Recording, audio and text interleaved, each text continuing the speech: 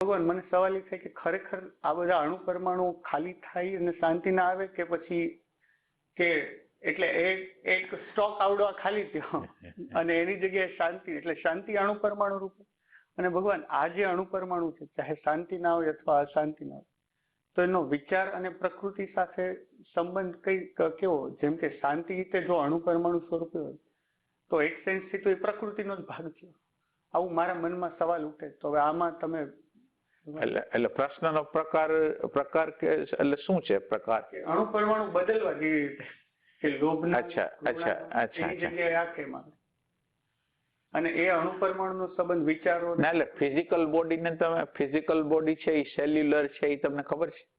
પેલી વસ્તુ એ છે કે સેલ્યુલર એટલે પેલા મોલેક્યુલર બોડી ને જાતા પહેલા મોલેક્યુલરમાં જાતા પહેલા સેલ્યુલર બોડીને તમે બરાબર જાણો? એટલે સેલ્યુલર બોડી, સેલ્યુલર એટલે સેલ દ્વારા બનેલી બોડી છે. આ બધી સેલ છે ને એના દ્વારા બનેલી છે બોડી. આ જે શરીર છે એ સેલો, અનંત સેલો, કાનના સેલ, આંખના સેલ, જીભના સેલ, બધા જુદા જુદા પ્રકારના સેલો, એ પ્રકારની રચનાઓ અને એ પ્રકારની સંવેદનાઓ લેવાની તાકાત એ સેલ્યુલર બોડી છે. બરાબર. સેલ એટલે ફિઝિકલ શરીરની અંદર જે કાંઈ પણ આ દેખાય પણ એ બધી એ સેલનું પરિણામ છે. સેલ્યુલર બધા ભેગા થઈને બનેલું છે. બરાબર. સેલ્યુલર બધા ભેગા થઈ અને એક દિવસનું આયુષ્ય હોય કોઈનું, લગભગ 1 દિવસનું, 15 દિવસનું કે એમ હોઈ શકે. એટલે આ સેલ્યુલર બોડી છે એની પાછળ પ્રાણમય બોડી છે. ઓરા બોડી કઈ આપણે, પ્રાણમય બોડી કઈ, ઈ આપણું બોડી છે. બીજું બોડી છે.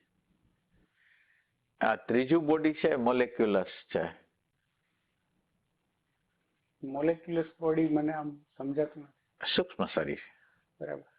સૂક્ષ્મ શરીર. હવે તમે તો આ તો શબ્દ છે. હવે તમારે સમજવાનું છે કે સૂક્ષ્મ શરીર એટલે શું. બરાબર. શબ્દ અને વિચાર જે છે ઈ બોડી છે. એટલે અંદર મન જેને કહીએ અથવા વિચાર જેને કહીએ, અંદર જે સતત બબડાટ જે ચાલે છે એ બબડાટ જે છે સૂક્ષ્મ શરીરનો. મોલિક્યુલસ બોડી તમારું સબકોન્શિયસ માઇન્ડ કયો તમે. બરાબર. તમારું સબકોન્શિયસ માઇન્ડ કયો. એક રીતે ડાયમેન્શન અલગ છે. જો સેલ્યુલર બોડી છે ને, લંબાઈ પહોળાઈ ઊંચાઈ વાળું સેલ્યુલર બોડી એ સ્પેસમાં રહે છે. અને તમારું મોલેક્યુલસ બોડી છે ને એ ટાઈમમાં રહે છે. બરાબર. ટાઈમનો જન્મ સાયકોલોજીમાંથી થાય. એટલે ભૂત અને ભવિષ્ય સાયકોલોજી એટલે જે ઇમ્પ્રેશન અંદર આવે છે, આપણી અંદર ઇમ્પ્રેશન આવે છે, એના ફોટા પડીને અંદર રહે છે, એને કોઈ પ્રકારનું આપણે મૂલ્યાંકન કરેલું હોય છે, ઈ છે. બરાબર. આ મોલેક્યુલસ કયો કે એ જે બોડી કયો એ આ છે. એટલે સૂક્ષ્મ શરીર કે મોલેક્યુલસ બોડી, હા, એ આ ઇમ્પ્રેશનો આવે અને એ સબકોન્શિયસ માઇન્ડ એને કહી શકો. બરાબર. હવે આ તમે નામ તો સાંભળો જ છો કે સબકોન્શિયસ માઇન્ડ, મોલેક્યુલસ બોડી. એટલે શું માનો કે તમારે હવે આ શબ્દ છે, તમે તો આ શબ્દને જોયો નથી તો તમે શું કરશો? મોલેક્યુલસ બોડી તમે જે કહો એમાં કઈ ખબર ન, એટલે શબ્દને વિચાર છે એની અંદર. હા, બરાબર. વેલ્યુએશન છે. બરાબર. શબ્દ, વિચાર, વેલ્યુએશન બધું ભળીને જે બને છે મોલેક્યુલસ બોડી છે. બરાબર. એટલે મોલેક્યુલસ બોડીને તમે કેવી રીતે જાણો, એમ કે સબકોન્શિયસ માઇન્ડને જાણો કેવી રીતે? એટલે મને જે અત્યાર સુધી લાગે છે હું એના રેફરન્સથી કહું કે સત્સંગ સાંભળી અને સાથે ઓબ્ઝર્વેશનમાં આવે કે દિવસથી રાત સુધીનો અંદર કાંઈ પણ યાંત્રિક રીતે રિએક્શન ઉઠે અથવા બબડાટ થાય અથવા કોઈ પરિસ્થિતિ ગમે ન ગમે, આ બધી જ વસ્તુ અંદર જે છે ઈ સૂક્ષ્મ શરીર મને લાગે. હું એને જોવામાં ખોટો હોઉં તો તમે ના, એટલે સોસાયટી દ્વારા વેલ્યુએશન આવ્યા હોય, ધર્મ દ્વારા, કુટુંબ દ્વારા જે બધા વેલ્યુએશન છે એ પ્રમાણેનો તમારો વ્યવહાર છે. તમે બધા લોકો સાથે જે મળશો, તમે દોટ મૂકશો, પૈસા માટે દોટ મૂકશો, ધંધા માટે દોટ મૂકશો, સંબંધો માટે દોટ મૂકશો, તો એ બધું સબકોન્શિયસ માઇન્ડનું પરિણામ છે. તમને દેખાતું નથી કે તમે શું કરો છો. તમે કરો છો એવું તમને એમ લાગે છે કે હું સ્વતંત્ર રીતે કરું છું, પણ એમ સ્વતંત્ર નથી. એટલે આ સબકોન્શિયસ માઇન્ડ છે કે જે સબકોન્શિયસ માઇન્ડ ના ડેટા થ્રુ તમે અત્યારે જીવનનો વ્યવહાર ચલાવી રહ્યા છો. આમાં મને એક જગ્યાએ હજી એમ છે કે સબકોન્શિયસ માઇન્ડ જ્યારે બાળકનો જન્મ થાય ત્યારે એને એક નામ મળે, પછી જાતિ મળે, પછી ધીમે ધીમે કરતા વડીલો, સમાજ, સ્કૂલ, જેમ કે પર્સન્ટેજની વેલ્યુએશન, પછી ભણી ગણીને પૈસાની વેલ્યુએશન, આ બધું સોસાયટીમાંથી, પછી ધર્મનું મળે, સારું ખરાબ, આ પાપ પુણ્ય, આ બધું એને મળતું જાય અને એના પ્રમાણે બનતું જાય. એટલે ઈ સબકોન્શિયસ માઇન્ડ એટલા પૂરતું લિમિટેડ છે કે આગળ રીતે કંઈક હારે આવ્યું હોય. સબકોન્શિયસ માઇન્ડ હવે મારો આ જન્મ, પેલા તમે સબકોન્શિયસ માઇન્ડ ને જાણી લ્યો, પછી તો આગળ પાછળની વાત કરશું. પણ પેલા સબકોન્શિયસ માઇન્ડ ને તમે જાણી લ્યો કે આને, એટલે તમારી બધી હિલચાલ એના આધાર ઉપર છે. બરાબર. તમે જે કાંઈ કરો, વ્યવહાર કરો છો, એ સમાજને અનુરૂપ, સંબંધોને અનુરૂપ તમારે કરવો પડે. જે રીતે રૂલ રેગ્યુલેશન જે બનાવેલા છે અને આપણી અંદર હિપ્નોટાઇઝ થયેલા વેલ્યુએશન છે એ પ્રમાણે આપણે વ્યવહાર કરીએ. બરાબર. એટલે આ મોલેક્યુલસ બોડી છે. હવે મોલેક્યુલસ બોડી છે આ સેકન્ડ બોડી, એટલે જેની અંદર શબ્દ, વિચાર રહે છે. માનો કે અત્યારે કંઈક ક્રોધ આવ્યો, લોભ આવ્યો, ઘૃણા આવી, બધું જે આવ્યું એની રીતે આવ્યું, એ બધું ઈ શબ્દ અને વિચાર છે, એનું અણુપરમાણુ છે, ઈ છે. હવે એ શબ્દ અને વિચાર એમ કેમ આવે છે? આવવાનું કારણ શું?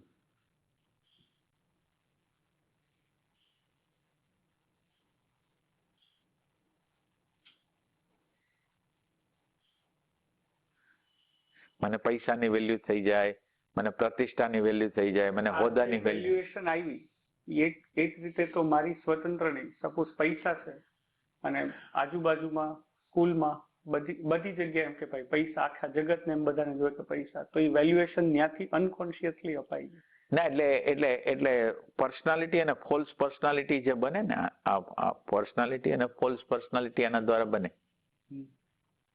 અને એ સ્વાર્થના કેન્દ્રમાંથી જ બને. તો એના મૂળમાં તો સ્વાર્થ જ છે. સ્વાર્થ સિવાયની એક બીજી વસ્તુ છે કે આપણે બહાર જ સુખ કેમ ગોતી છે, અંદર કેમ સુખ ગોતતા નથી? તો બહાર સુખ ગોતવાનું કારણ અંદરનું કનેક્શન કપાઈ ગયું છે. અંદરનો નાતો આપણા એસેન્શિયલ સેલ્ફ સાથે તૂટી ગયો છે. અંદરનો એસેન્શિયલ સેલ્ફ છે એ સતત રીતે શાંતિ ઝંખે છે, આનંદ ઝંખે છે, પ્રેમ ઝંખે છે, એ ઝંખે છે. પણ મારો ઈગો એ ઝંખતો નથી. મારો ઈગો કે ના, એમ નહીં હાલે, એટલે એ પ્રેમને જવા દેવા માંગે છે, આનંદને, એટલે એસેન્શિયલ સેલ્ફના અવાજને દબાવી દેવા માંગે છે. એટલે આમ તમે કારણની અંદર જુઓ તો તમને જાણતા નથી, એને કારણે તમે બહાર દોટ મૂકો છો. આમાં તમને નો રેફરન્સ એસેન્શિયલ સેલ્ફ. હા, એટલે આપણે જે છીએ એને આપણે જાણતા નથી. આપણે જે છે એને જાણતા નથી. એ આપણું ત્રીજું બોડી કહેવાય. ત્રીજું બોડી જે કહેવાય કે, અને એનું ડાયમેન્શન અલગ. એ અનકોન્શિયસ બોડી કયો તો હાલે અત્યારે. અનકોન્શિયસ બોડી કે જેના વિશે આપણને કઈ ખબર ન હોય. આપણે દરેક કર્મ કરતા હોય પણ એનો મુખ્ય હેતુમાં ખબર ન હોય. હું ઘર માટે કરું છું તો હું તો ભાવ છે, પ્રેમ છે એટલે જ કરું છું ને. બરાબર. જે વસ્તુ તમે કરતા હો કારણની અંદર અત્યારે ખબર નથી, એટલે એમાં સ્વાર્થ ના રેફરન્સ થી જ હોય. હા, એટલે હું કંઈ પણ કરું છું એની પાછળ ઘણા ઈરાદાઓ, માનસિક ઈરાદાઓ, હેતુઓ, સ્વાર્થ બધું પડેલું છે. કોન્ફ્લિક્ટ ન થાય એ છે, મારી ઇમેજ સારી રહે એ છે, ઘણું કારણો ઘણા છે એના અંદર. એટલે આ થયું એક સેલ્યુલર બોડી, એક મોલેક્યુલસ બોડી અને એક ઇલેક્ટ્રોનિક્સ બોડી. ઇલેક્ટ્રોનિક્સ બોડી કહેવાય. એટલે જે ઈરાદાઓની જે પડેલા ઇલેક્ટ્રોનિક બોડીની અંદર છે, કારણ બોડી છે ઇલેક્ટ્રોનિક બોડી. હવે આપણો પ્રશ્ન એવો હતો કે હવે અત્યારે આપણે હવે તમારા પ્રશ્નની અંદર એવું છે કે તમે એમ પ્રશ્ન પૂછ્યો કે ઓલા શાંતિ આનંદ ને એ કેવી રીતે આ બેસી જશે ને ઓલું થશે ને એમ પ્રશ્ન છે ને. તો હવે પેલી વસ્તુ એ છે કે સ્વાર્થના કેન્દ્રમાં છીએ એટલે બધી વસ્તુ નેગેટિવ જ રહેશે. એટલે આપણું મૂલાધાર કયો, સ્વાધિષ્ઠાન, મણિપુર, ત્રણેય ચક્રો છે એ એમાં મૂલાધાર પછી સ્વાધિષ્ઠાન અને મણિપુર છે એ લોઅર ઇમોશન અને લોઅર ઇન્ટેલેક્ચ્યુઅલ એટલે બધું કેલ્ક્યુલેશન કરીને કરવા વાળું આ સેન્ટર છે. અને આ સ્વાર્થના કેન્દ્રમાંથી દરેક કર્મ આપણા બહાર પડે છે.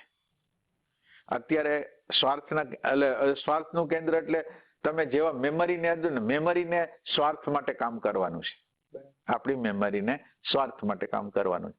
એટલે હવે તમે જેવા મેમરીને અડ્યા એટલે જેટલા નેગેટિવિટી જેટલી છે એટલી એની અંદર હોય જ. એટલે આ એક વસ્તુ છે. હવે એવું કંઈક આપણે કરી કે જે આપણું એસેન્શિયલ સેલ્ફ છે એ શું છે એને ટચ કરવાનો. આપણો એસેન્શિયલ સેલ્ફ છે એને આપણે ટચ કરવું છે. તો આપણે એને કેવી રીતે ટચ કરી એટલે આપણે જેને પ્રેઝન્ટ મોમેન્ટ થ્રુ ધીરે ધીરે પ્રેઝન્ટ મોમેન્ટ પોતે ખુદ શું છે એની ઇન્ક્વાયરી કરતા એને ટચ કરવાનો છે. એટલે અત્યારે પેલો ટચ છે સ્મૃતિને કરી છે. સ્મૃતિ સ્વાર્થમાંથી નીકળે છે.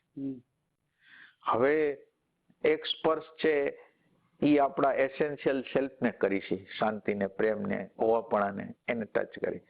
હવે એને ટચ કરી છે એટલે એને ટચ કરી છે ત્યાં પ્રેમ છે, ત્યાં શાંતિ છે, ત્યાં પ્રજ્ઞા છે.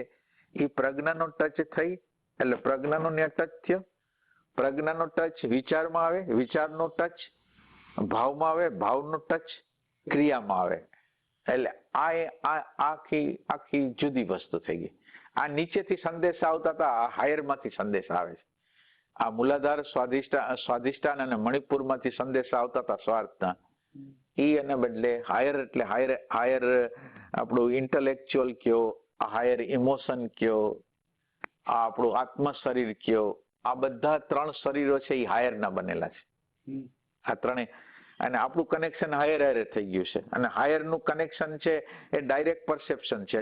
તમે છો અને પ્રકૃતિ છે એના દ્વારા જે દર્શનની ભૂમિકામાંથી આ નીકળે છે. દર્શન ન હોય તો ન થાય. તમારી પ્રેઝન્સ ન હોય, તમારી પ્રેઝન્સ પ્લસ પ્રેઝન્સ છે એ તમને સ્વયંને ટચ કરે. પ્રેઝન્સ છે બીજાને તો ટચ કરે છે પણ પ્રેઝન્સ છે એ સ્વયંને ટચ કરે. સ્વયંને ટચ કરી અને પછી વિચારના ક્ષેત્રમાં, ઈચ્છાના ક્ષેત્રમાં અને ક્રિયાના ક્ષેત્રમાં જાય એટલે એમાંથી શાંતિ, પ્રેમ, આનંદ એ રીતે આવે.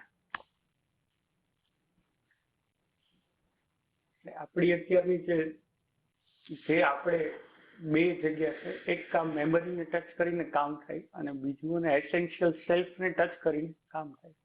એટલે સેલ્યુલર બોડી એટલે સ્થૂળ શરીર, એની પછી મોલેક્યુલસ બોડી અને એની પાછળ ઇલેક્ટ્રોનિક્સ બોડી અને મોલેક્યુલસ બોડી એક બાજુ આપણે અહીંયા અને એની પાછળ એસેન્શિયલ સેલ્ફ. એટલે ત્રણેય આપણે શું કહેવાય ઇન્ટરકનેક્ટેડ છે. ત્રણેય પાછા ઇન્ટરકનેક્ટેડ છે. એકની બીજા ઉપર, બીજાને ઉપરની નીચે ઉપર, નીચેની ઉપર. કારણની શરીર ઉપર અસર કરે, ભાવ ઉપર અસર કરે, બધા ઉપર કરે. હા, એટલે ભગવાન આ મોલેક્યુલસ બોડી અને કારણ એ બધું સ્મૃતિનો ભાગ કે એવું? એટલે સ્મૃતિનો ભાગ તો બધોય છે પણ એક સ્મૃતિનો ભાગ છે એ ખાલી તમને તમારી બધી હિલચાલને કંટ્રોલ કરે છે. એટલે તમારી હિલચાલ બધી સબકોન્શિયસ માઇન્ડ દ્વારા થાય છે. તમારી બધી હિલચાલ તમે જે કાંઈ કરતા હો ને તમને હિપ્નોટાઇઝ જે રીતે તમને ડેટા આપવામાં આવ્યો ને એટલે આ અંદરનું આપણું તંત્ર છે રોબોટિક છે. એટલે આ દ્વારા આપણે જે ડેટા જે રીતે આવ્યા છે ને એ રીતે મિકેનિકલ થતું હોય. હવે મિકેનિકલ થતું હોય એની પેલી ખબર પડે કે આ કોના દ્વારા આપણે આ બધું કામ કરી છે, કોના દ્વારા કરી છે, તો કે આ બહારના ડેટા છે એના દ્વારા કરી છે. અને પછી હવે એ ડાયમેન્શન ની અંદર એનો હેતુ ન ખબર પડે. બરાબર. અને જે ઓલું ડાયમેન્શનમાં તમે આવો ને ઇલેક્ટ્રોનિક્સ ડાયમેન્શનમાં એટલે તમને એના હેતુઓ પકડાય કે શું કામ એને કરો છો. ફેક્ચ્યુઅલ બધી વસ્તુ દેખાય.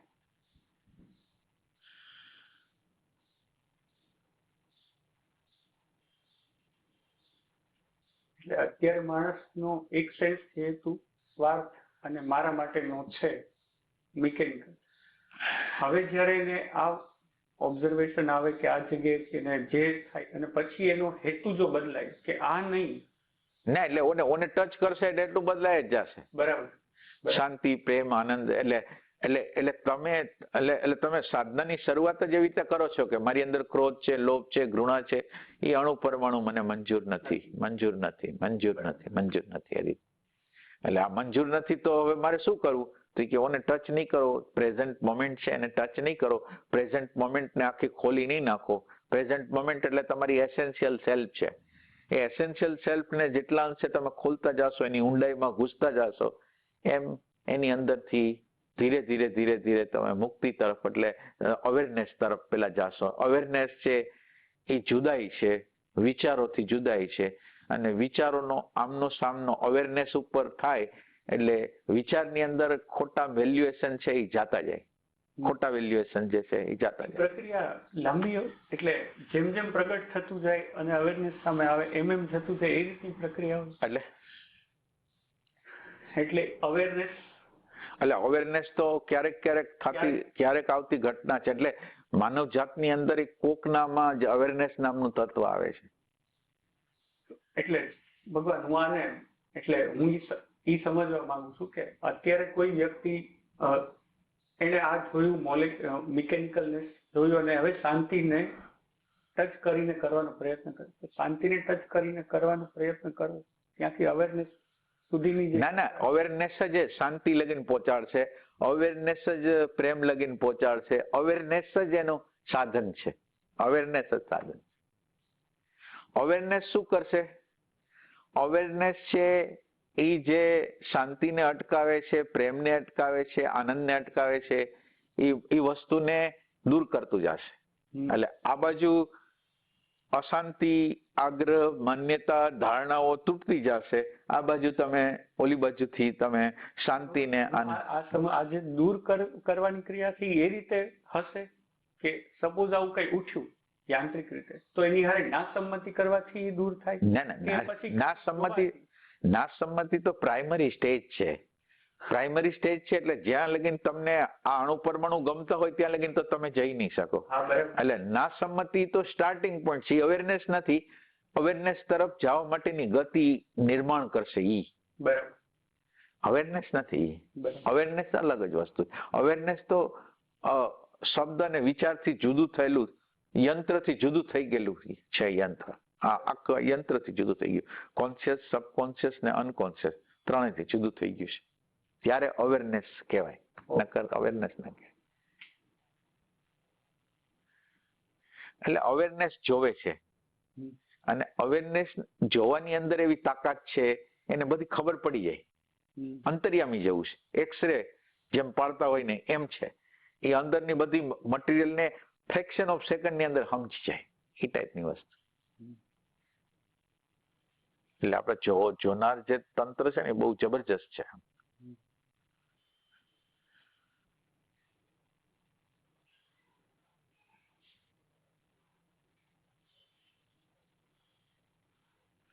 એટલે તમે વિચાર કરો, લાખો કરોડો લોકો છે, એનો પોતાનો સ્વભાવ, પોતાનો નેચર, પોતાની પ્રતિક્રિયાઓ, પોતાનું બિહેવિયર કેવું છે એની ખબર નથી. એ બધી વસ્તુને જસ્ટિફાઈ કરે છે હું બરાબર છું. તો સબકોન્શિયસ માઇન્ડ અથવા મોલેક્યુલસ બોડી છે એને કેવી રીતે ટચ કરી એટલે થોડીક આપણે હાયરમાં છીએ એની તો ખબર પડે. આપણે આપણાથી જેટલા અંશમાં પરિચિત થાય છે, આપણા નેચરથી, આપણા રિએક્શનથી જેટલા પરિચિત આપણે થાય છે એ તમે સબકોન્શિયસ માઇન્ડ ને હવે જોઈ શકો છો. સબકોન્શિયસ માઇન્ડ તમે નથી, પણ સબકોન્શિયસ માઇન્ડ મોલેક્યુલસ બોડીને તમે જોઈ શકો છો.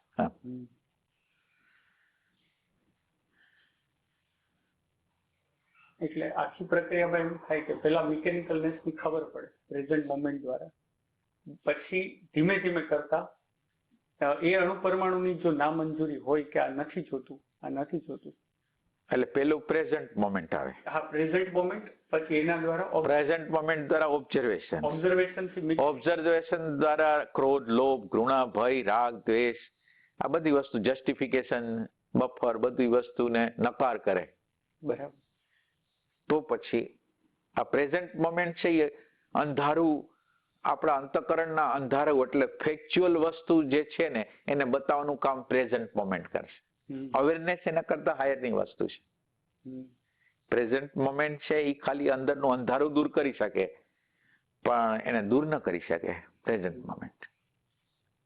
પ્રેઝન્ટ મોમેન્ટ રિફાઇન થવી જોઈએ. પ્રેઝન્ટ મોમેન્ટને પણ અમુક અણુ પરમાણુ ચોટેલા છે. પ્રેઝન્ટ મોમેન્ટ, તમે પ્રેઝન્ટ મોમેન્ટમાં આવો છો, પણ તમને ખ્યાલ આવે છે કે તમે પ્રેઝન્ટ મોમેન્ટમાં આવી ગયા તો અમુક પ્રકારના વિચાર આવ્યા, ખરાબ વિચાર આવ્યા, સારા વિચાર આવ્યા. તો ખરાબ વિચાર આવે છે એના દ્વારા તમે દુઃખી થાવ છો, સારા વિચાર આવે છે સુખી થાવ છો. તો એનો અર્થ એમ છે કે એ તમને ઇફેક્ટ આપે છે. એ જે વસ્તુ છે એ તમને ઇફેક્ટ આપે છે, તમે એનાથી જુદા નથી. એમ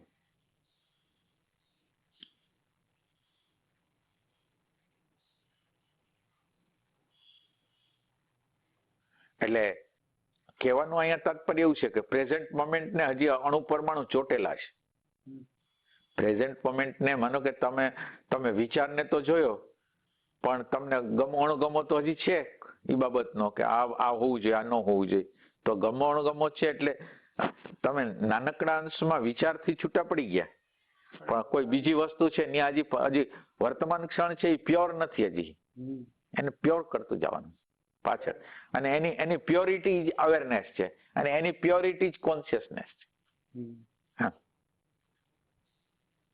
એ જેટલા અંશમાં પ્યોર થતું જાય એટલા ડાયમેન્શન ચેન્જ થતું જાય, એટલા પ્રમાણમાં પ્રેઝન્ટ મોમેન્ટ ધીમે ધીમે કરતા અવેરનેસમાં કન્વર્ટ થતું જાય. અને અવેરનેસ છે એ આપણને કોન્શિયસનેસ લગીને પહોંચાડે. અવેરનેસ છે એ બધા આવરણોને કાપી નાખે. બરાબર. અને આવરણ, જેમ આપણે હાબુ લગાડી છે ને પછી હાબુ કઈ રાખવા માટે લગાડતા નથી, એમ અવેરનેસ ને આપણે રાખી છે. એ અવેરનેસ છે એ હાબુ જેવી છે, અને આપણને સાફ કરી દે છે, પવિત્ર કરી દે છે. અને પવિત્ર કરીને પોતે વહી જાય છે. વહી જાય છે એટલે એક સેન્સથી વહી જાય છે. એનો અર્થ એમ છે કે પછી અવેરનેસની જ્યારે જરૂર પડે ત્યારે તો હોય છે, પણ જ્યારે જરૂર ન હોય ત્યારે એને એની જગ્યાએ ખાલી હોવાપણું જ હોય. આગળની દશાની વાત કરું છું. એટલે અવેરનેસ એક સેન્સથી બોધ કહી શકાય. હા, પ્રજ્ઞા કયો બોધ કયો કે એટલે હું આ છું રિયલ, ઈ બોધ, અને ઈ છું માં રહેવું, ઈ એટલે અવેરનેસ એ કહેવાય ને.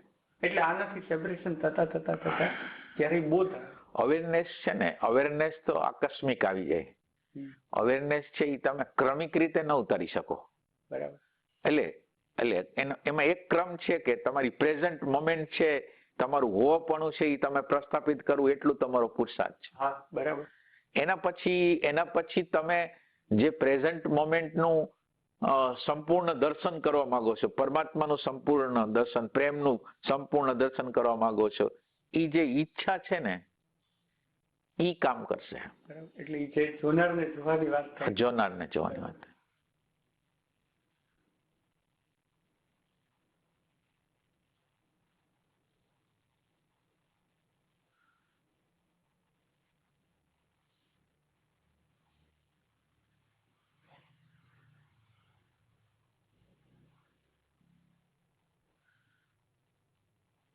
અવેરનેસ નું તત્વ તો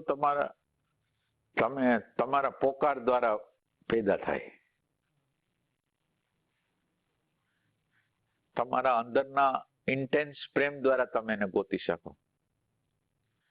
કારણ કે ફ્રેક્શન ઓફ સેકન્ડ ની અંદર દ્રશ્ય અને દ્રષ્ટા બે એકારે હોય છે. ભૂખ છે એ દ્રશ્ય છે, અને ભૂખને પ્રકાશે છે એ દ્રષ્ટા છે.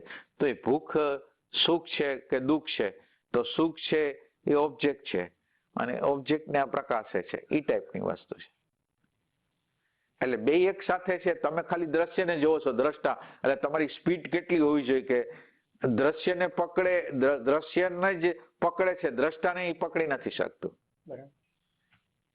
જે પ્રકાશ જેને કર્યો ભૂખનો, દુઃખનો, રાગનો દ્વેષનો જેનો પ્રકાશ કર્યો તો એ પ્રકાશને કોઈ જોવાની ઈચ્છા નથી કરતું કે મને આ રાગ દેખાણો દ્વેષ દેખાણો. ભાઈ બરાબર છે, કોના દ્વારા જ દેખાણો તમે એમ. એટલે ભગવાન આ અવેરનેસ ને હોવાપણું બે એક કે બે અલગ?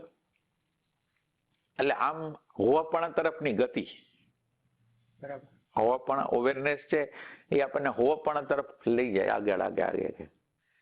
એ આપણને આત્માની અનુભૂતિ કરાવે, પરમાત્માની અનુભૂતિ કરાવે, નિર્વાણની અનુભૂતિ કરાવે. એ અવેરનેસ ધીરે ધીરે ધીરે ધીરે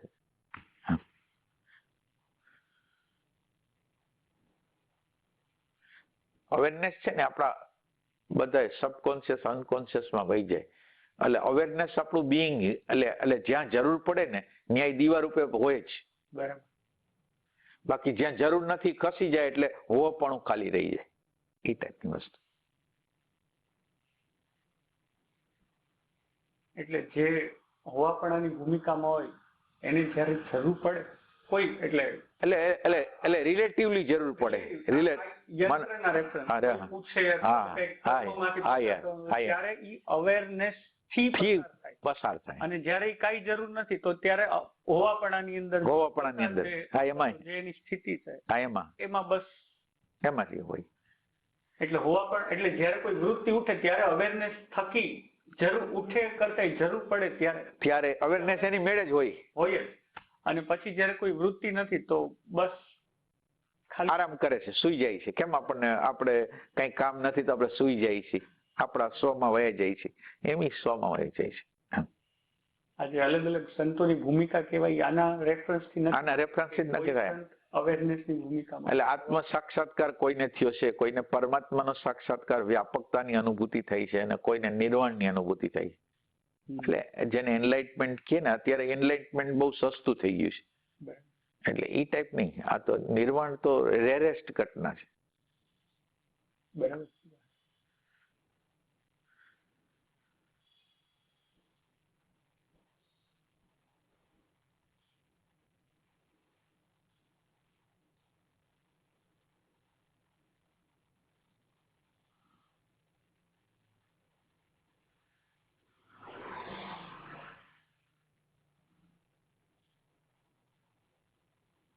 બોડીની અંદર મનની અંદર એની અદ્ભુતતાને સમજીને તો એના પ્રત્યે હોભાવ થાય એમ છે. આણે તમે વિચાર કરો, જોડ્યું કેવી રીતે? હાયર ને લોઅર ને બધાને એકારે જોડી દીધું. એ જોડ્યું કેવી રીતે? તમે આમ બરાબર રીતે વિચાર કરો તો પેલા આ દુનિયા બનાવી. દુનિયામાં 1 કોષી 2 કોષી 3 કોષી 4 કોષી એટલે આ સ્પેસની અંદર આવતું ગયું. 1 કોષી 2 કોષી 3 કોષી 4 કોષી. કોષમાં સમજો છો? પેલા ફિઝિકલ, પછી પ્રાણ, પછી ઇમોશન, પછી મેન્ટલ, થોડીક બુદ્ધિ, એ ટાઈપની વસ્તુ છે. એટલે ઇવોલ્યુશન કહેવાય. હા, ઇવોલ્યુશન. એટલે આ ઇવોલ્યુશનની પ્રક્રિયાની અંદર આપણે શું વાત કરતા જે રીતે બંનેને જોડ્યું. હા, તો હવે સ્પેસની અંદર 5 કોષ વાળો માનવ બનાવે છે. એટલે પેલી સ્પેસ બની. સ્પેસની અંદર 1 કોષી 2 કોષી 3 કોષી 4 કોષી ને છેલ્લે માનવ બનાવ્યો. અને માનવને 5 ઇન્દ્રિય આપી. એટલે એ 5 ઇન્દ્રિયો દ્વારા શબ્દ, સ્પર્શ, રૂપ, રસ, ગંધ છે એ અંદર જાય. એટલે 3 ડાયમેન્શન વાળું જગત જયારે ઇમ્પ્રેશન ના રૂપમાં અંદર જાય છે, એ 4થું ડાયમેન્શન બની જાય છે. એ 4થું ડાયમેન્શન બની જાય. અચ્છા, 4થા ડાયમેન્શન આપણે બરાબર સમજવાનું છે. 4થા ડાયમેન્શન ની અંદર આનો હિસ્સો ઇન્ટેલેક્ચ્યુઅલ સેન્ટર અને ઇમોશન સેન્ટર નો શું હિસ્સો છે? એક ઇન્સ્ટિટ્યુટ સેન્ટર તો એની રીતે ફંક્શન કરે છે, પચાવવાનું કામ કરે છે, લોહીનું સર્ક્યુલેશન કરવાનું, લોહી બનાવવાનું, પચાવવાનું બધું કામ કરે છે. એ ઇન્સ્ટિટ્યુટ સેન્ટર છે. હવે આ ઇમોશનલ ને ઇન્ટેલેક્ચ્યુઅલ સેન્ટર નું ફંક્શન શું છે? તો કે હવે જો એને પેલા ઇમ્પ્રેશન ને અંદર આવવા દીધી એક વસ્તુ, પછી ઇમ્પ્રેશન અંદર આવ્યા પછી ઇમ્પ્રેશન ની ઓળખ કેવી રીતે કરવી, એના માટે ઇન્ટેલેક્ચ્યુઅલ સેન્ટર નો ઉપયોગ થયો. એટલે ઇન્ટેલેક્ચ્યુઅલ માંથી શબ્દ અને વિચાર અને ઇમેજિનેશન 3 વસ્તુ હોય. મેન્ટલ બોડીમાં. એટલે નામકરણની આખી પ્રક્રિયા અલગ થવાની, એક પદાર્થથી બીજા પદાર્થને જુદો પાડવાની પ્રક્રિયા, જેથી આપણને કોઈ કોન્ફ્લિક્ટ ન થાય કે તમે ક્યાં ગયા હતા, કોને મળ્યા હતા, શું જોયું હતું, તો તમે એના નામ બતાવી શકો. વ્યવહારિક સ્પષ્ટતા માટે નામ જે છે ને, નામ શબ્દ એ આપ્યું. એના પછી હવે આ ઇન્ટેલેક્ચ્યુઅલે નામકરણ કર્યું, એટલું કામ એનું છે. ઇમોશનલ સેન્ટરે વેલ્યુ આપી, ઇમોશન સેન્ટરે એને વેલ્યુ આપી, અને વેલ્યુ આપીને પછી આપણે સુખ દુઃખનો જે અનુભવ કરી કે આ વસ્તુ મળી તો સુખ, આ વસ્તુ મળી તો દુઃખ. અને ઇમોશન સેન્ટર જે છે એને વેલ્યુ ક્યાંથી આપી? એને એટેન્શન માંથી આપી. એટેન્શન એ વેલ્યુ ક્યાંથી આપી? અવેરનેસ માંથી. અવેરનેસ એ ક્યાંથી આપી? કોન્શિયસનેસ માંથી આપી. એટલે આ 3 હાયરના ડાયમેન્શન છે, એની હારે આ જે શબ્દ અને વિચારનું 4થું ડાયમેન્શન છે, અને એની ઉપરના 3 ડાયમેન્શન, અને શબ્દ વિચારની આખી પ્રોસેસને આ સ્થૂળ દેહને આ 3 બોડી બ્રેઇન સિસ્ટમ કહેવાય, કે જેની અંદર ઇમોશનલ, ઇન્ટેલેક્ચ્યુઅલ અને ફિઝિકલ ત્રણેય બોડીને બને. 3 body plus 4th body psychology plus અવેરનેસનું તત્વ, અવેરનેસનું તત્વ, પછી કોન્શિયસનેસનું તત્વ, એ ટાઈપની વસ્તુ થાય. એટલે આમ ઓરિજિનલ ફંક્શનિંગ તો કોન્શિયસનેસ એટલે હાયર માંથી, એટલે આ 3 હાયરના જે છે ને, એટેન્શન, અવેરનેસ અને કોન્શિયસનેસ, એ 3 હાયરની ઉર્જાથી આ બોડી ફંક્શન કરે છે. જે બોડી ફંક્શન કરે છે એ એના થ્રુ કરે છે. અને એ જ સંપૂર્ણ એટલે આપણે મન બુદ્ધિના બધા વિભાગો કર્યા છે, બરાબર છે, મન બુદ્ધિના, પણ કામ કરવાનું તો એટેન્શન ને જ છે. એટેન્શન સમજે છે, જાણે છે, જે સ્મૃતિઓ જે જગ્યાએ હોય છે ત્યાંથી બહાર કાઢી આવે છે. સ્મૃતિઓ તો હાર્ડ ડિસ્ક જેવી છે, એને શું ખબર પડવાની? માનો કે તમે કોઈ વસ્તુને જોઈ, સૂર્યને જોયો, તો એ સૂર્યને જોયો એમાં કેટલી બધી મેમરી હતી, એમાં તમે એમ કીધું આ સૂર્ય છે, એ આ હજારો લાખો સ્મૃતિમાંથી તમે કાઢીને કોણ લે એવું?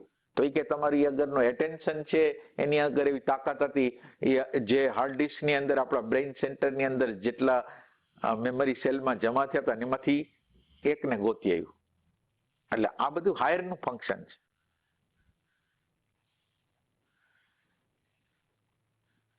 એટલે કુદરતની જે રચના છે એની આપણે વાત કરતા હતા કે કુદરતે કેવી રચના કરી, કે એને કેવી રીતે મિક્સ કરીને કરેલું છે.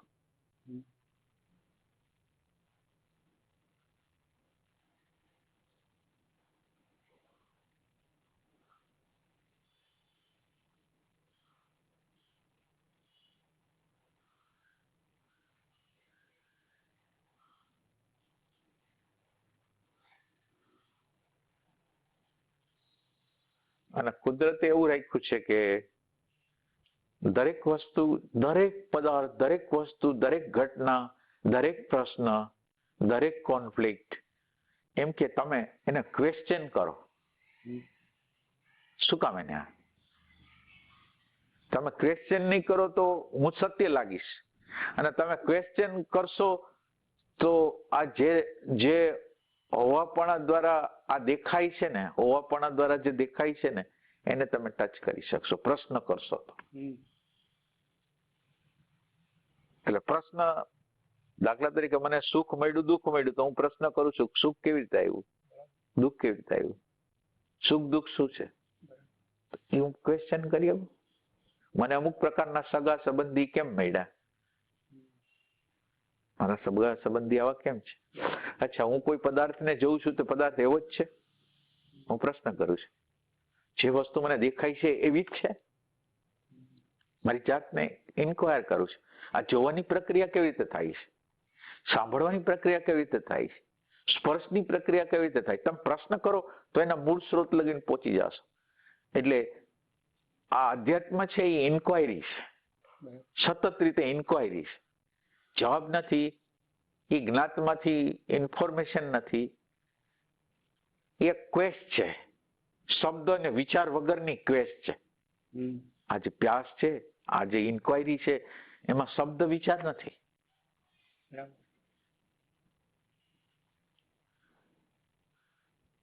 હું જે શોધ કરું છું ને એને શબ્દ વિચાર નથી. હું માનો કે શાંતિ ગોતું છું, આનંદ ગોતું છું, પ્રેમ ગોતું છું, અથવા હું જે અંદરની ઘૃણા છે એને કાઢવા માંગુ છું, એ કોઈ શબ્દ અને વિચાર નથી. એ શબ્દ અને વિચાર નથી, એને તમે ગોતી નહીં શકો એ શું છે.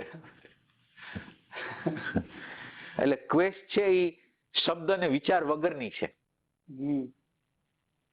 અને શબ્દ વિચાર વગરની છે, અને શબ્દ અને વિચાર વગરના રાજ્યમાં પ્રવેશ કરવા માંગે છે. બરાબર. એ ટાઈપ. એટલે અવેરનેસ ને લગતું અથવા કોન્શિયસનેસ ને લગતી જે કાંઈ પણ છે, ચાહે એને પ્રેમ કયો, પ્યાસ કયો, હા, એ ક્વેશ્ચન વાળું અવસ્થા કે બધી શબ્દ વિચાર વગરની.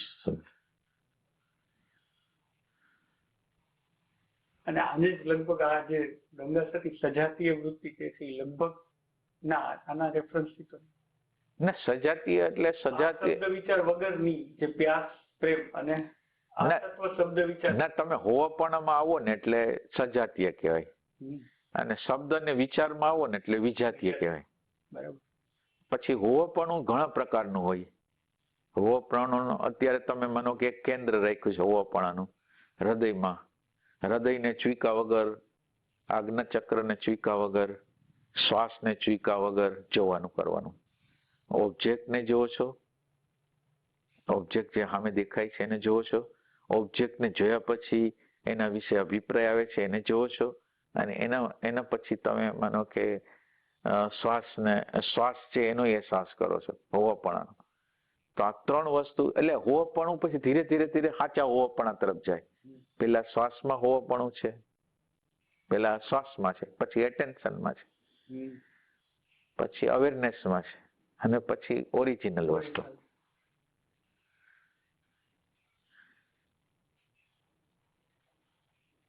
એટલે સ્થૂલતા ઘટતી જાય છે એમ ઈ સૂક્ષ્મતામાં પલટાતું જાય છે. પોતાપણું જેટલા અંશમાં છોડે છે એટલા અંશમાં ઈ જે છે એ બનતું જાય છે. હા, જે છે એ છે જ, પણ વચ્ચે જે આવરણ આવતું હતું ને એ આઈડેન્ટિફાઈ થઈ ગયું હતું, એટલે એવું લાગતું હતું.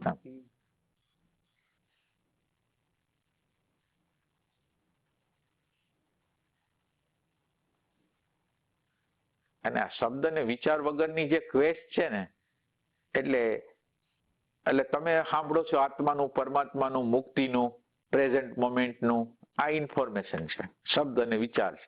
અને આ શબ્દ અને વિચાર છે એ તમારી અંદર ક્વેસ્ટ પેદા ન કરી શકે, ક્વેસ્ટને દબાવી દે. બરાબર. એટલે ક્વેસ્ટ છે એ શબ્દ અને વિચાર વગરની અવસ્થા છે. ઇન્ક્વાયરી કરે છે. એ બધા વસ્ત્રો પ્રકૃતિએ પહેર્યા છે ને, જેમ દ્રૌપદીનું વસ્ત્રાહરણ કરવામાં આવ્યું હતું ને, એમ પ્રકૃતિનું વસ્ત્રાહરણ છે. આ આધ્યાત્મ છે એ પ્રકૃતિનું વસ્ત્રાહરણ છે. પ્રકૃતિ ઉપરનું ફિઝિકલ બોડીનું આવરણ તોડી નાખે છે, પ્રાણમય બોડીનું આવરણ તોડી નાખે છે, મનોમય બોડીનું આવરણ તોડી નાખે છે, વિજ્ઞાનમય કોષનું, આનંદમય કોષનું, અને છેલ્લે આ પ્રકૃતિ સંપૂર્ણ લય થવાથી જે છે એ હસ્તી દેખાય છે.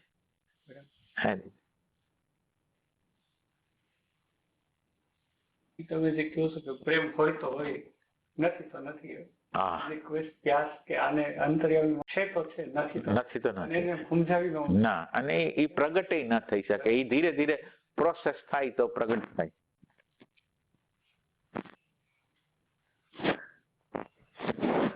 બહુ એટલે બહુ આ બધું આમ જે જનરલ હાલે એવું તો કઈ થાય નહીં.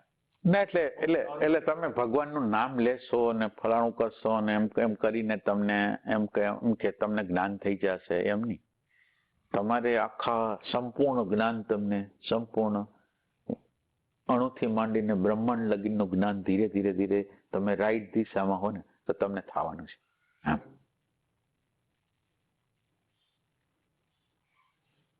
અને બહુ ડેલિકેટ છે. રિયલ સેન્સમાં આનું હોય તો ક્યાંથી જે ખબર જ નથી. પેલા હું અહીંયા આવ્યો ને તો તમે પ્રેઝન્ટ મોમેન્ટમાં રહેવાનું ને બધું છું, એટલે એક સમય એવો આવ્યો કે આની કરતા ઓલું બરાબર હતું, એટલે મારી નેગેટિવિટીની દેખાવ. હા, બરાબર. અત્યારનો સમય એવો આવે છે કે જેમ એમ જોઈએ તો એમ થાય કે આ જો ન હોય આ દ્રષ્ટિ કે આ સમજ, કારણ કે આમ ઓવરઓલ જેટલાને જોતા એમ થાય કે આમાં તો નીકળવું કેટલું બધું અઘરું છે. ના એટલે કોઈ નામ જપ કરતા હોય, તમે એમ કરો, કોઈ ધ્યાન કરતા હોય, કોઈ ભજન કરતા હોય, કોઈ પણ ધૂન કરતા હોય, કોઈ કલ્યાણનો રસ્તો કરતા હોય, પણ એના રાગ દ્વેષ ભય ઘૃણા છે એ તો એમને એમ જ હોય, બાકી બધું કરતા હોય એમ. અને એમાંય તે ઈ આજે બહુ મોટો ઓલો બેરિયર છે કે હું બરાબર નો કે હા એટલે આમ અને આ દેખાવ આમાં થવું અને રિયલ સેન્સમાં ખરેખર જીવન એટલે હવે આમ નામ છે ને અઘરું છે. હવે એમ થાય કે આ નથી તો હવે કઈ વસ્તુ જ નથી. બરાબર. પેલા એવું હતું કે આની કરતા તો નહોતાય બરાબર, કમસે કમ મજા તો હતી, એવા શબ્દ ના એટલે નહીં એમ જ બધાને હોય, ખબર પડે કે આ તો મજા તો કાંક આવું વિચિત્રતા જ હતી, આમાં તો અંત જ નહોતું. બરાબર.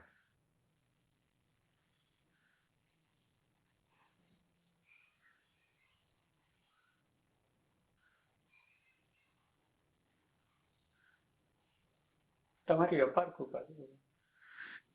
ના એટલે આની અંદર તમે જે કર્મમાંથી પસાર થતા હો ને એ કર્મની ડિપેન્ડન્સી તમને ખૂંચતી હોવી જોઈએ.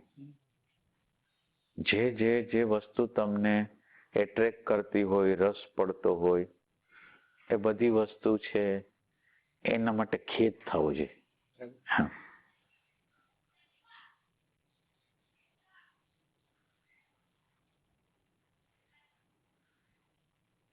અને આ આપણા પ્રયાસનું પરિણામ તો નથી, આ જો થાય તો એની કૃપાથી થાય, બાકી આ તો ના સાચી કોઈ સંજોગોમાં થાય.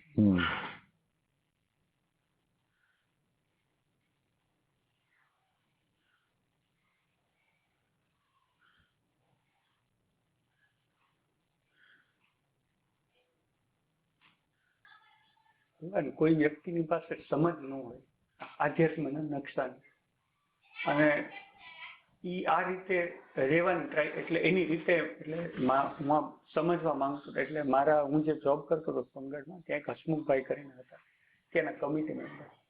હવે એને જીવનમાં કાંઈક પેલા પૈસા સરસ ભેગા કરી લીધા, બધું સરસ કર્યું, ને હવે છેલ્લા 20 વર્ષ છે તો એ કે મારે ફરવું છે. એટલે એ વર્લ્ડ ટૂરમાં હર વર્ષે 2 કન્ટ્રી 25-30 દિવસ એમના વાઇફની સાથે જાય, પછી આવીને પાછા વિપશ્યનામાં જાય. એટલે હર વર્ષે લગભગ એકાદી વાર કે 2 વાર વિપશ્યના કરે, વળી પાછું નર્મદા પરિક્રમા કરે. એટલે આ હમણાં એ લોકો સ્વિટ્ઝરલેન્ડ ગયા હતા અને મને વિપશ્યનાની લિંક એમણે મોકલી હતી. એટલે મારે એમને સમજવું હતું, એટલે ત્યાંથી જઈને આવ્યા, પછી 10 દિવસ વિપશ્યનામાં ગયા. એટલે મેં એમને વાત કરી, મેં કીધું કે આ તમે આ ગયા એટલે કેવી રીતે એમ વિપશ્યનામાં જાઓ છો, એટલે શું હોય છે, જાઓ છો એટલે એક્ઝેક્ટ તમને શું મળે છે, કઈ રીતે એમને સમજવા માટે. હા બરાબર. એટલે મને કે આ બધી વસ્તુ કે વિપશ્યનાના કારણે થઈને કે પહેલી 5-10 શિબિર કરી, એમાં એ કે મારી અંદરની બધી વસ્તુ બહાર આવી, અને પછી કે અત્યારે ધીમે ધીમે કરતા ઘણો ચેન્જ આવે છે. એટલે મેં પૂછ્યું કે કયા રીતનો ચેન્જ આવે છે. બરાબર. હું એમ સમજવા માંગતો હતો કે આધ્યાત્મના વિપશ્યનામાં એક પ્રક્રિયા છે. અને પછી બીજા એક મિત્ર આમ જ વાત થતી હોય, એટલે એમ કે એક બાજુ, એટલે એણે એમ કીધું કે તમે દુઃખનો અનુભવ છો તો બસ દુઃખને અનુભવ છે, અને તમે બસ આમ જ રહ્યો, પછી ધીમે ધીમે વયું જાય. એટલે મેં કીધું આમ કરવાથી વયું જાય, એટલે એક સેન્સથી ઈ આને જોવાની વાત કરતા હતા. એટલે સમજ વગર વયું જાય. મેં પૂછ્યું એટલે તો કે એમાં કઈ સમજની કોઈની કઈ જરૂર નથી. એક આ ને એક આ. બીજી આમની હારે વાત થતી હતી તો એમણે કીધું કે હાઈ કે over a period of time કે નેગેટિવિટી ઘટે છે. પછી એમણે મને એક્ઝામ્પલ આપ્યું કે પેલા કે મારા કોઈ ક્લાયન્ટ વયા જતા હતા તો મને 2-4-5 દિવસ સુધી અંદર એવું થતું કે આ વયા ગયા આમ તેમ. હવે કે કોઈ જાય છે તો એમ થાય છે કે કઈ વાંધો નહીં, જ્યાં સુધી હતું ત્યાં સુધી રહ્યું. પછી મને કે પહેલા કે મારી અંદર કન્ઝર્વેશનની ભાવના હતી, હવે એક્સટર્નલ શેરિંગની ભાવના આવે છે, એટલું મારા માટે નથી. પછી કે હું મારા ચાઇલ્ડને ઇન્ડિપેન્ડન્ટ રાખું કે ભાઈ તારે તારી રીતે જે કરું, હા કે એને જરૂર પડતી વ્યવસ્થા કરી દઉં, બાકી એને એના રસ્તા એની જાતે કરવાના. અરે એટલે હું એમને સમજવા માટે જ કહેતો હતો કે આવી રીતે આમ ઓવરઓલ થાય છે. તો મને કે હા ધીમે ધીમે થાય છે. અને પછી બસ મેં આટલી વાત કરીને રાખ્યું. મેં કહ્યું કઈ વાત તમે આ બાજુ આવો ત્યારે આવો. તો ભગવાન એટલે કોઈ વ્યક્તિ, હવે બધાના જીવનમાં સંત હોય કે સાચો નકશો જે તે સમય હોય એવું બની ન શકે. અને છતાંય કોઈ વ્યક્તિ આ રસ્તે વિપશ્યનાના માર્ગથી જતા હોય, જીવનની કોઈ પણ ઓલામાંથી ગયા હોય, તો આ બધી વસ્તુ કરતા કરતા એમ ના એટલે સ્પિરિચ્યુઅલ અન્ડરસ્ટેન્ડિંગ ન થાય, પણ બફરો વધતા જાય. આધ્યાત્મિક બફરો એટલે વિચાર, દાખલા તરીકે વિચારોની અંદર તમને દાનનો મહિમા સમજાવવામાં આવે, શેરિંગનો મહિમા સમજાવવામાં આવે.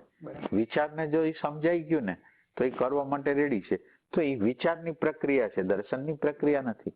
તો એટલે હવે માનો કે અત્યારે જે કરે છે ને, અત્યારે જે કરે છે એ વચ્ચેના બફરો હોય ને, કે આપણા પ્રારબ્ધમાં છે તો આપણને મળે છે, એ બફરો મૂકી દઈએ તો એ બફરો છે એ અન્ડરસ્ટેન્ડિંગ નથી. એટલે અત્યારે જે દેખાય છે, અત્યારે શું થાય, એક સેચ્યુરેશન નો પોઈન્ટ હોય, પૈસાનું સેચ્યુરેશન હોય. તો હવે પેલા પૈસા ભેગા કરવાતા, હવે પૈસા થઈ ગયા છે તો હવે પૈસાને ડિસ્ટ્રીબ્યુટ કરવાનો એવો વિચાર ક્યાંકથી આવ્યો હોય કે આપણે કોઈને સહાય કરી, પણ એ બધી વસ્તુ છે એ વિચારમાંથી છે, અન્ડરસ્ટેન્ડિંગ નથી. અન્ડરસ્ટેન્ડિંગ એટલે એની આગળ એવી તીવ્ર ઈચ્છા ન હોય જે જીવનને સમજવાની, જીવન ઉર્જાને સમજવાની એની તીવ્ર ઈચ્છા. એટલે એક બાજુ સ્વિટ્ઝરલેન્ડ જાઓ છો તમે, એટલે દુનિયાની ટૂર કરો છો, તો દુનિયાની ટૂર છે તમને જો અંદરના અંતર્યામી દેખાઈ જાય તો આ બધી ઈચ્છાઓ તૂટી જશે. બરાબર. તો એ તૂટતી નથી. એટલે આપણા જીવનની અંદર બે વસ્તુ હોય છે, એક આધ્યાત્મિક અને એક ભૌતિક. હવે આ આધ્યાત્મિક વસ્તુ છે એ ભૌતિકને ન્યુટ્રલાઇઝ કરે છે. એટલે ભૌતિક વસ્તુ હું જે કરું છું એને ન્યુટ્રલાઇઝ કરી નાખે, અને એના દ્વારા મને એક જીવનતા મળે કે હું આધ્યાત્મિક છું, હું આ કરું છું, વિપશ્યના કરું છું, આ કરું છું, તો મને આધ્યાત્મિકતાની અસ્મિતા રહીએ. અને ભૌતિકતામાં હું માનો કે બધે ફરું છું તો એનો કોઈ મને શોખ ન લાગે. બરાબર. એ ટાઈપની વસ્તુ. એટલે મને તું કે આમાં તે આવી રીતે આમ ફરવા કરવાનું આ બધું બરાબર, અને બીજી બાજુ આવી તે એટલે હું એમને સમજવા માંગતો કે આ કઈ ના એટલે આ માણસો સમજવા ન માંગતા હોય. તમે જો સમજવા, જો તમે સમજાવવા માંગો અને જો ઓપન હોય તો એક વાત અલગ છે, બાકી લગભગ લોકો પોતાની બિલીફ સિસ્ટમ ને તો છોડવા તૈયાર ન હોય. આ દુનિયામાં મોટામાં મોટી વસ્તુ બિલીફ સિસ્ટમ છે. એવું થાય ભગવાન કે કોઈ વ્યક્તિ, મારો ફ્રેન્ડ કે કોઈ મધર કે કોઈ પણ ઈ બેઠા છે ને કોઈ પ્રકારની નેગેટિવ વાત કરે છે કોઈની, કે ઓલાના છોકરાનું આમ અથવા તો આણે આમ કે આ તો ખાવા આવશે આમ, આ નેગેટિવ ખાલી કરે. પણ એને જો એની સામે ખાલી આપણે પોઝિટિવ હોય છે ને કે ભાઈ કઈ વાંધો નહીં જે છે, પણ તમે તમારું કર્મ હું કામ બગાડો છો, તમે રિલેક્સ, તોય એને એમ થઈ જાય કે અમારા વિરોધમાં છે. ખાલી નેગેટિવિટી. હું એમ કહું, તમે જે કહો તમારી વાત સાચી છે, ભલે તમને તકલીફ હશે, પણ ઈ રહ્યું, પણ તું તમારું અત્યારનું તો એનું વિશે બોલીને હું કરો છો, તમે એને ચેન્જ નહીં કરી, ખાલી આટલું કહે તો એને એમ લાગે કે અમારા વિરોધમાં. ના એટલે આપણી અંદરની યંત્રની રચના છે લર્નિંગ કરવા જ નથી માંગતી. લર્નિંગ નથી. સાચી વાત. જસ્ટિફાઈ કરી દે. અને કઈ ના એટલે સત્ય વિશે તમે ચર્ચા કરો ને તો નેગેટિવિટીમાં છેલ્લે પરિણામે, કારણ કે એની ચેતના જેટલી ઉઘાડી થવા થઈ જાય ને તો એને ડર લાગવા માંડે કે અરે મારી અંદર આધ્યાત્મિકતા નથી. એટલે આધ્યાત્મિકતા નથી એવો અહેસાસ થાય એટલે જોરદાર દલીલ હાલે પાછી. દલીલ હવે નથી કરતો, પણ સમજ બધાની પ્રકૃતિ કેવી છે સમજવા પ્રયત્ન કરતો કે આમનો આ પ્રકારનું છે, આનું આ પ્રકાર. પણ એ કહેવાનું હા પછી ક્યાંક વાત કરતા કરતા સેજ બારીક ખુલે ને તો એકાદી વાત મુકાઈ જાય જનરલમાં, વ્યક્તિગત નહીં. બરાબર. અને અત્યારે તમે જેમાંથી પસાર થાવ છો ને એમાં તમને આઈ મજા આવતી હોય. હા બરાબર. હા છે ને, એ તમારો મજાનો વિષય હોય. બરાબર. તમે એવી જગ્યાએ છો કે જ્યાં તમને ખબર પડે છે, પણ ખબર પડે છે એનો અર્થ એમ નથી દર્શન છે. હા બરાબર. એને ખબર, એટલે એ એક પ્રોસેસ છે. બરાબર. પછી એમ ખબર પડે કે આની જરૂર નથી.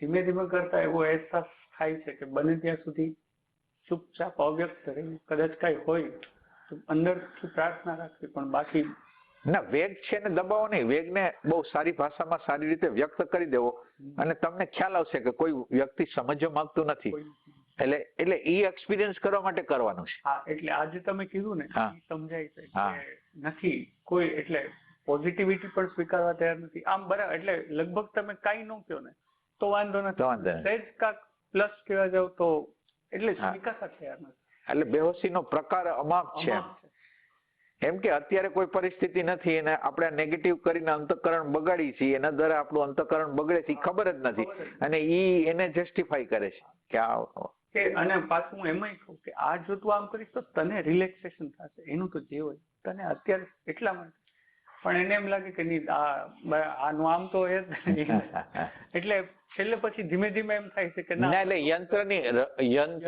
યંત્રમાં માનવ જાતને પરિવર્તન કરવા માટે લાખો જન્મ કેમ થાય છે? લાખો જન્મનો અર્થ એવો છે કે 80 વર્ષના જીવન દરમિયાન નાનકડો હાવ નાનો ઝીણો દોરા જેવો કે એવો ના, એટલે નાનકડા અંશમાં બાકી કઈ ચેન્જ કાંઈ થતું નથી. પ્રકૃતિના ફટકાથી કઈ ફેરફાર થયા હોય, બાકી આમ કોઈ ચેન્જ થતું નથી. માણસના નાનપણના ભયો, નાનપણના ખ્યાલો, નાનપણની વસ્તુઓ એ બધા પકડી ના લે છે. ભૂતકાળમાં કઈ હતું જ નહીં. નાનપણમાં હું હતું? હાવ અબુધ, અજ્ઞાન. નાનપણમાં હું ક્યાંક રહેતો હતો, નાનપણમાં હું ક્યાંક હતો, મારું સ્થાન, મારું મૂળ સ્થાન શું પણ એનાથી છે, શું એનાથી છે હું મેં હાવ કોઈ સમજ જ નહોતી. હવે તમે એને અત્યારે જીવતા નથી આવડતું તો ત્યારે કેટલું આવડતું હશે? એટલે એ બધાને પોતાનું જૂનું ગામ, જૂનો દેશ એ જોવો ગમતો હોય, જૂના લોકો. હવે જૂના લોકો હતા એટલે બધા એવા જ હતા જેવા હોય એવા, બેહોશીમાં હોય એવા. તો હવે એને મળવાની ઈચ્છા એટલે શું એમ? અત્યારે આ બધા ઓલા ભેગા થતા હોય ને, જૂના કોલેજમાં ભણતા હોય ને, જૂના રિયુનિયન કરવા. હવે આ રિયુનિયન ની ક્યાં ચાલે છે? રિયુનિયન ઘરના લોકો હારી કરતા નથી, 3-4 જણા હારે ક્યાં કરતા નથી.